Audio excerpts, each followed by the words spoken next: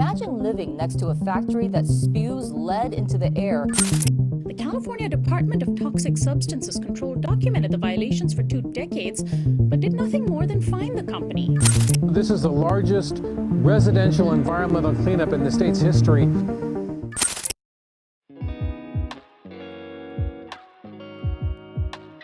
Communities for a Better Environment, CBE, is an environmental justice organization in Southeast LA, Wilmington, East Oakland, and Richmond. And we're building people's power to be able to fight against environmental racism. Southeast LA has major air polluters in the nation, so even the Environmental Protection Agency recognizes that in a lot of different Southeast LA communities, we deal with a cumulative amount of impacts. The amount of trucks, trains, horns, and I think all of that together is what I mean by cumulative impacts. Southeast LA is a community that's made out of immigrants. You get a sense just walking around that people take a lot of pride in their yard, and a lot of people grow food here. But after learning about the extent to which Exide contaminated our neighborhood, that's not something that I would ever do here again. One thing that, is really frustrating is the lack of access to fresh food in the community, but also the lack of access to being able to actually grow it. Another problem that we've seen is the water contamination here in Maywood, right? There is high levels of disinfection byproducts, there's high levels of lead, there's high levels of lithium in our water. We as a community don't necessarily even have the tools to directly state this impact on my health or my child's health was directly connected to Exide. How do you prove that? How do I prove that, my father having cancer and thankfully surviving that was the result of industrial contamination or was the result of environmental racism? How do I prove that? What we know is the effect of this company, I think is really beyond this, right? I think this is just really surface level. I believe because of the organization, I believe that then, the community has been able to become aware of these issues. The organization was able to research and find, the history, the records of the company, what was going on, and to identify that this was a bigger issue and inform the community. I don't think we would have known about this if it weren't for the efforts of CBE, right, and its members. Communities for a Better Environment has been tracking Exide Technologies for a very long time. It is the biggest car battery recycler in the entire world. They existed in Vernon, and in their 34 years that they were there, they were working with degraded pipes. And so that led to huge contamination of lead and arsenic in the surrounding communities. Arsenic is rat poison, right? And also a known carcinogen. And lead also impacts brain development. And when you think about communities like Maywood, right, where compared to other places in LA County, Maywood has higher levels of autism, right? And so there are very direct impacts, and we're seeing that right in the data. Ultimately, Exide was processing 22 million batteries a year. That's around 41,000 batteries a day. Other toxic waste was being emitted into the soil, into the LA River. And so there was true negligence from the Department of Toxic Substances Control, Air Quality Management District. And so for its lifetime, they emitted over 7 million pounds of lead into communities of Southeast LA and East LA and Boyle Heights.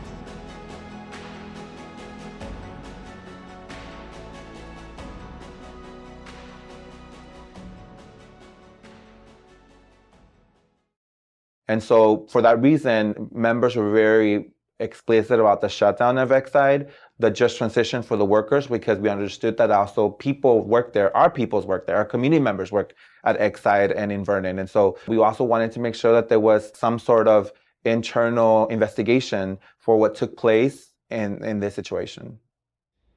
Nosotros tenemos una base aproximadamente como de unas 60 personas que son de todo lo que es el sureste de Los Ángeles. Pero aquí particularmente para esta campaña yo diría que hay como unas 40, 50 personas, ¿verdad?, con las cuales nosotros hemos estado en contacto, los hemos estado educando, movilizando. Yo he vivido en la ciudad de Maywood por 29 años. Cuando empecé a escuchar sobre la contaminación de Exide, pues los vecinos nos estábamos dando cuenta que íbamos seguido al doctor estábamos algunos enfermos de asma, muchas gentes tenían cánceres, los niños se nos enfermaban muy seguido, nosotros también, y nos unimos como comunidad para que nos hicieran caso sobre el cierre del Exide. Our youth members have really been at the forefront of organizing, of informing their peers, but also informing other adults, right, about what's happening. So I like to say the work I do with CBE is legacy work. My oldest sister was a member.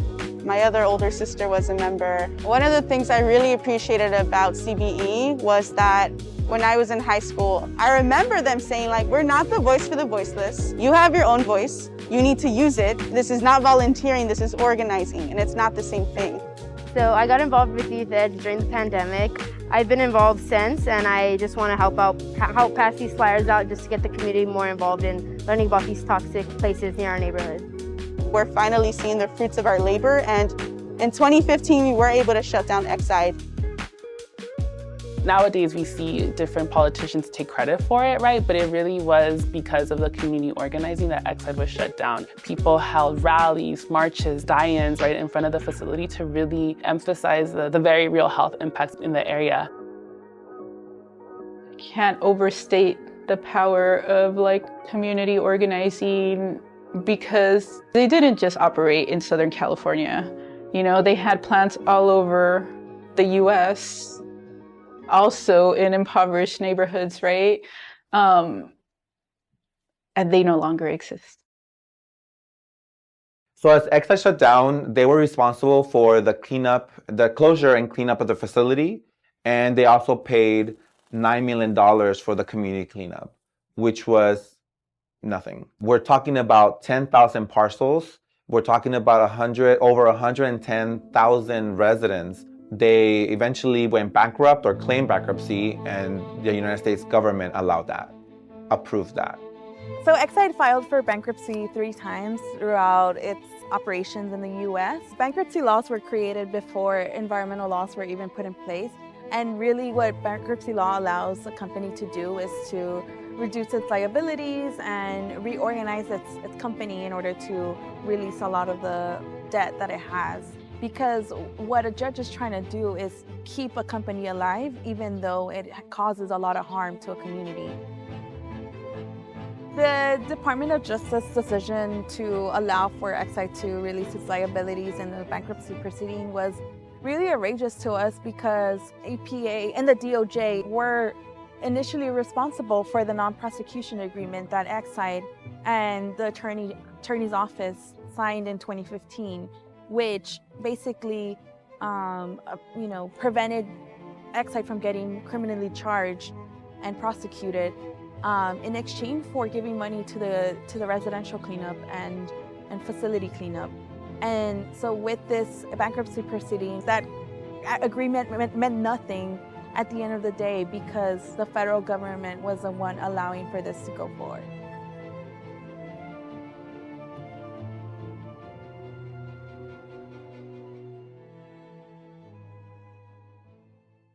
And so because of that, now the federal government is working with our state government to ensure that there is some sort of cleanup of the facility. And unfortunately, that only means the tear down of the 3 buildings. For the community cleanup, that's a longer process. Unfortunately, it's a lot more money. We were able to go to Sacramento overnight and, talk to the legislators and really push them to put some money into the cleanup. And so that also helped for us to obtain $176.6 million. But at that time, it was predicted that we needed $500 million to be able to make a complete community cleanup, right? And so, and that is something that came up with our members is, wait, this money, this is almost the same amount that Exide paid in fines. We asked DTSC, so what happened to the money? The money from the fines, simply was used. This is where we realized that the situation was bigger. The problem is bigger. Not only did we shut down a major air polluter in the nation, but now we have to figure out how do we clean the biggest toxic cleanup in the history of the state. And so to us, if Exide cannot pay for it right now, California should pay for it, because California knew it was happening. The government knew that Exide was doing this for 30 years and allowed it. When Exide was shut down, what's really wild, right, is that the Department of Toxic Substances Control was the agency that was, in charge of regulating in the first place, and they were also the agency that was then tasked with doing the community cleanup. And so there was a lot of mistrust, and rightfully so. But also the agency wasn't equipped to do the job, wasn't equipped to do the community outreach. And so it was really different community organizations that were door knocking, telling people about Exide, and also telling people the truth, right? Like not really letting these agencies get away with it. DTSC is the agency primarily responsible for the residential community cleanup. And at every step of the way, we've been really disappointed with the process. It took DTSC a long time to complete the cleanup of the schools. It was really a big mess because they ended up doing the cleanup sometimes during the school year when children were in session, when school was in session. For the community cleanup, DTSC designated a 1.7-mile radius around the facility to get soil tested. When they were initially doing soil testing, they kept on finding high levels of lead the further that they went out, and they decided to stop at a 1.7-mile radius because the problem was just going to be too big for them to handle. But LA County reports that children as far as 4.5 miles away from Exide have higher levels of lead in their blood compared to the rest of LA County, right? And initially, in their first wave of the environmental impact report, they were only cleaning up homes that tested above 400 parts per million. And again, the legal level is 80. Yo tengo entendido, por ejemplo, que si un niño convive en un ambiente en donde hay, ¿verdad? Probablemente 100 partículas por milímetro de plomo, ya, ¿verdad? Ese niño se le puede afectar su sistema nervioso, etc. Sin embargo, los estándares que establece el gobierno federal y el gobierno estatal son diferentes, ¿verdad? Al principio ellos dijeron, vamos a limpiar hogares que han sido afectados de 400 ppm, que le llaman, o partículas por milímetro de plomo. En el 2021 bajaron ese nivel a 200, quiere decir que califican más casas. Sobre el proceso de la limpieza, cuando vinieron a medir qué tanta contaminación tenía la yarda, para ellos no era un nivel alto para poderla cambiar. En la segunda ronda esta casa fue elegible porque sí sigue teniendo contaminación de plomo, pero la dueña es la que no ha calificado el proceso del cambio de la tierra, que porque no lo exige la ley y no le ve el beneficio.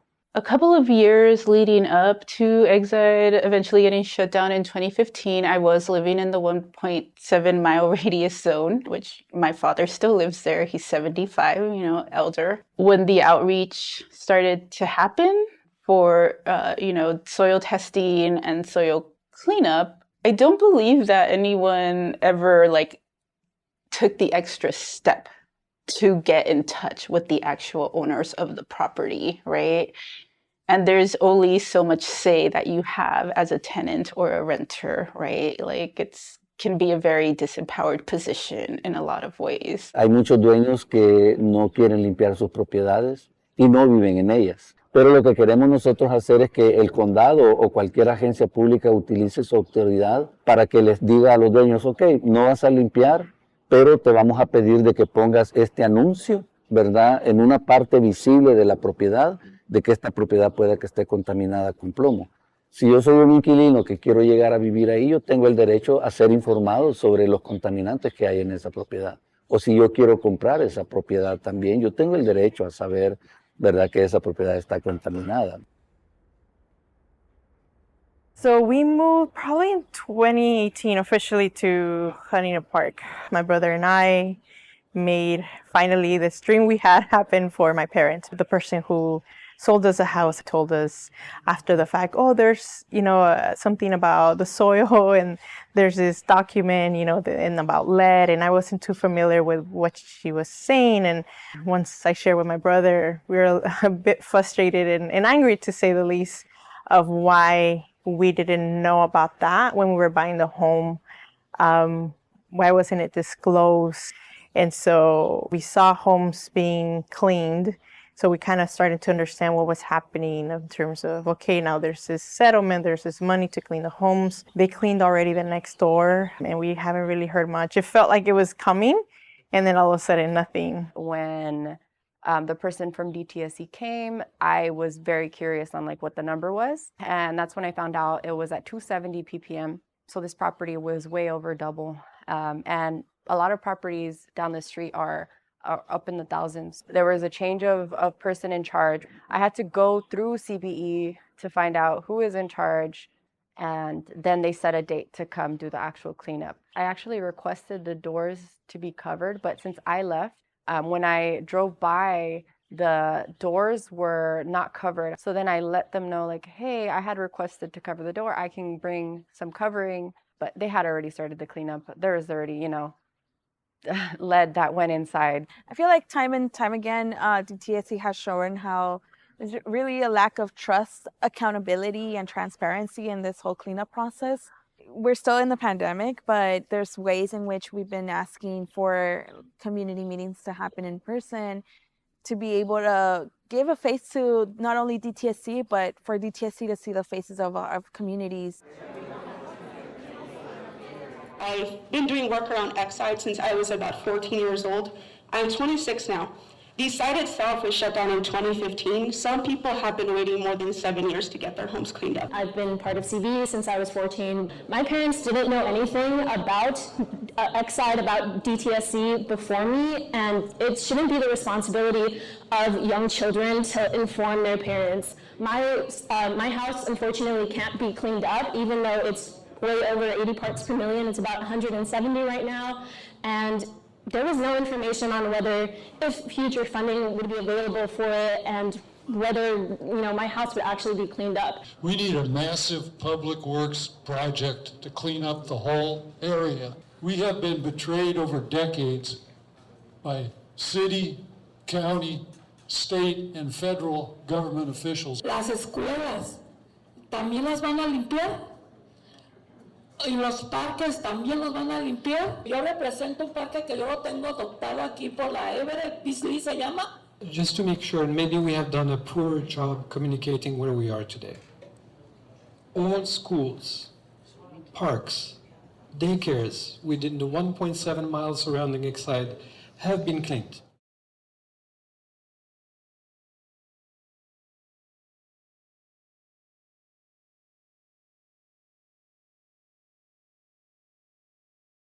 What is really hard to deal with is the fact that it's been such a long process to get our communities cleaned up. Exide was shut down in 2015, and it is hard to think about having to wait so long to get justice when things are impacting you in this very moment.